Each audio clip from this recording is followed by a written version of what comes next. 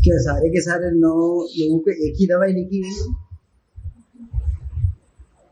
ये कहना गलत है, क्योंकि एंटी कोल्ड सिरप जो रहता है, जैसे सीजन चलता है, वायरल फीवर का जो दौर चलता है, इस दौरान में एंटी कोल्ड सिरप लिखे जाते हैं और एंटीबायोटिक दी जाती है।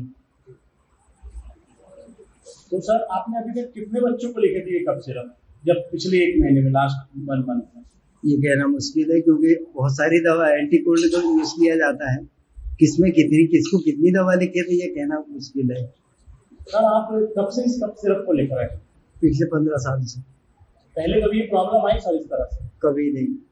जब पहले बच्चे की अदनान की मौत हुई, उसको भी आपने ये लिखे थे, मतलब उसका आपने इलाज किए थे, हाँ। उसकी यूरिन रोकने की समस्या आई, उसके बाद भी सर लगातार आप बच्चों को ये कफ सिरप देखते रहे सर, उसमें आपको कोई मतलब उसमें कोई जानकारी नहीं दी गई किसी के द्वारा, कुछ नहीं। जैसे ही नागपुर से चाइल्ड हॉस्पिटल वालों ने सस्पेक्ट जाहिर किया जी, तो उसके बाद से बंद कर दिया। कब से सर?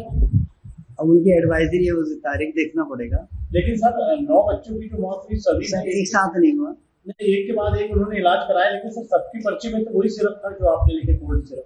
नहीं मेरे अकेले द्वारा थोड़ी लिखा गया, उसमें डॉक्टर ठाकुर के द्वारा भी लिखा गया है, एक डॉक्टर अमन है जो मतलब यहाँ परासी में पोस्टेड है, उनके द्वारा भी लिखा गया है। मैं अकेला थोड़ी उसमें। अब सर सरकार ने बैन लगा दिया है, क्या है सर इस कफ सिरप का? क्या लगता है आपको, इसको क्या डायल्यूट होगा, इसका क्या चोरी होगी इस कफ सिरप? इसके बारे में फार्मेसी डिपार्टमेंट ही ज्यादा अच्छी तरह से जवाब दे सकता है, क्योंकि एमबीबीएस डॉक्टरों को सिर्फ कंपोजिशन, उसका क्या यूज है, क्या उसका साइड इफेक्ट है, इसके बारे में बस जानकारी रहती है। वो कैसे बनता है इसके बारे में कहना गलत है।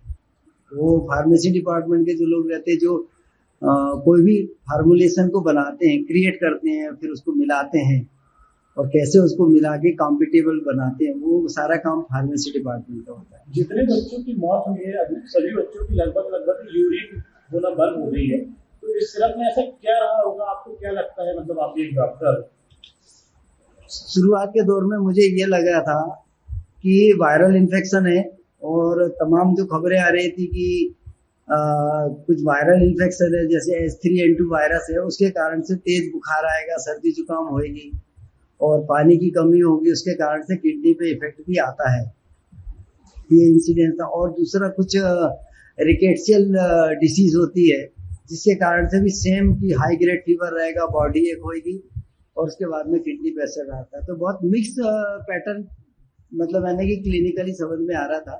तो उसमें कहीं ऐसा दूर दूर तक यदि कोई ड्रग्स के बारे में यदि मालूम हो जाए कि ये ड्रग्स टॉक्सिक हो सकती है, तो उसको इंसान क्यों लिखेगा यार?